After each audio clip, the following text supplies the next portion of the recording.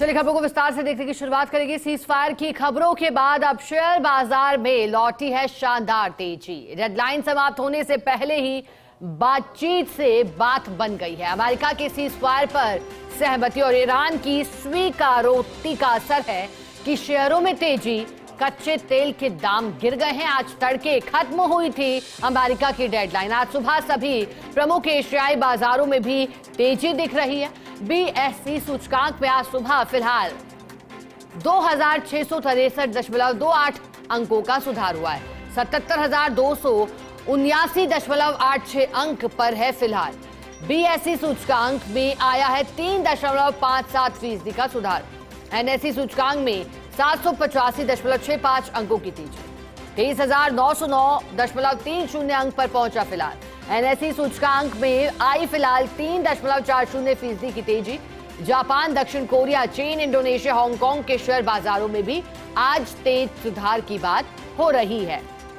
चलिए अधिक जानकारी लेंगे। एसोसिएट एडिटर विबल कोठारी अब ऐसे जुड़ गए हैं। विबल जी, ये तो चर्चा का विषय है जो सीजफायर की बात हुई है उस लिहाज से, युद्ध के लिहाज से, लेकिन अब जब बात युद्ध के चौतरफा असर पर करते हैं, क्रूड ऑयल की कीमतों पर करते हैं, शेयर बाजारों पर करते हैं, तो इस पर क्या असर दिखाई दे रहा है अब जैसे ही दोनों देशों के बीच वार्ता से हल निकला है? वैसे देखिए शिखा जी, जहां तक दोनों देशों के बीच चल रहे सीज फायर की बात करें, अमेरिका और ईरान दोनों ने ही इस सीज फायर को कंफर्म किया है कि 2 सप्ताह के लिए दोनों इस सीज फायर का जो ऐलान हुआ है उसे माना जाएगा। इजराइल जो अमेरिका के साथ में मिलकर ईरान पर हमले कर रहा था, इजराइल ने भी सीज फायर को एक्सेप्ट किया है। अर्थात कुल मिला के ये माना जा सकता है कि जो बम के जो धमाके ईरान में हो रहे थे या ईरान की ओर से जो बम या मिसाइलें इजराइल पर और दूसरे अरब देशों के ऊपर फेंकी जा रही थी, उनमें अब थोड़ा सा रुकावट आएगी और हो सकता है सीज फायर के कारण से ये शांति हो जाए। लेकिन इसका जो असर ये है कि इसका जो डेडलाइन जो अमेरिका की ओर से आज तड़के जो समाप्त होने वाली थी, उससे पहले ये सीज फायर का ऐलान हो गया।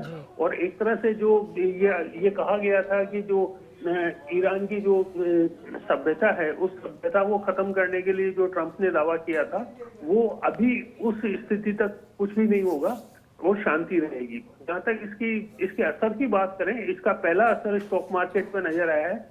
जो अमेरिका में जो S&P और डो है, इन दोनों में बढ़त रही है, फ्यूचर में तेजी रही है और इसका असर एशियाई बाजारों को पड़ा है। एशियाई बाजारों की बात करें तो भारत में 3% के आसपास की तेजी है। जापान में जो भारत से पहले खुलता है, वहां करीब जो निक्की सूचकांक है वो 4.5% बढ़ा हुआ है, जबकि टॉपिक्स जो जापान का एक दूसरा सूचकांक है वो 3.2% ऊपर है। दक्षिण कोरिया का जो कॉस्पी सूचकांक है वो 5.3% बढ़ा हुआ है। इसी तरह जो कॉस्डेक्स सूचकांक है 3.4% बढ़ा है।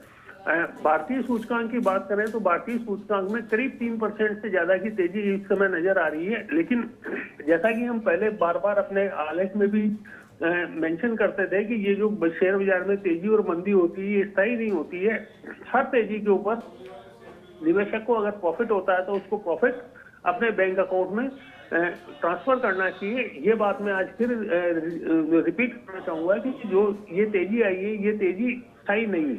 जो सीज फायर है, सीज फायर के कारण से जो माहौल बदला है, उस माहौल के कारण से ये तेजी आई है। ये तेजी लंबी चलेगी या ये तेजी कब खत्म हो जाएगी, इसके बारे में फिलहाल कुछ नहीं कहा जा सकता। जो जिस गति से शेयर बाजार बढ़े हैं, उसे देखते हुए पुराने अनुभवों को अगर देखें तो प्रॉफिट बुकिंग आ सकती है। जिन लोगों ने सस्ते में माल खरीदा होगा, वो लोग हो सकता है अपना माल ऑफलोड करने के लिए मार्केट में निकल जाए। जहां तक इस तेजी की बात करें, अभी जो तेजी चल रही है वो निफ्टी के अंदर चल रही है। ऑटोमोबाइल सेक्टर के जो शेयर्स हैं उनमें तेजी चल रही है, PSU बैंक में तेजी चल रही है। और ये तेजी का जो माहौल हुआ है, ये गैप अप ओपनिंग के कारण से हुआ है। जो आज सुबह जो बाजार खुले थे, इन बाजारों के अंदर जो ओपनिंग रही है, वो ओपनिंग काफी तेज रही है। तो कुल मिला के ये कहा जा सकता है कि अब भारतीय शेयर बाजार की यदि बात करें तो RBI की जो पॉलिसी आज घोषणा होने वाली है, उसका भी असर आने वाले समय में रहेगा।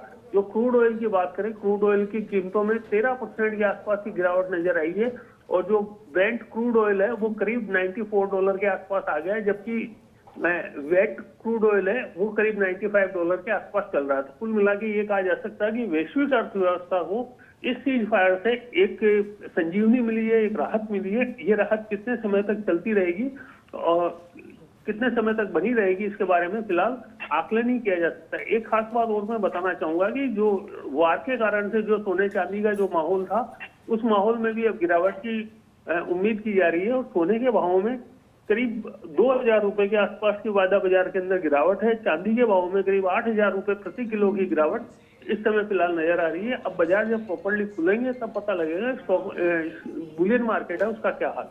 जी शिखा जी। ठीक है विमल जी, बहुत शुक्रिया आपका विस्तार से समझाने के लिए, जानकारी के लिए।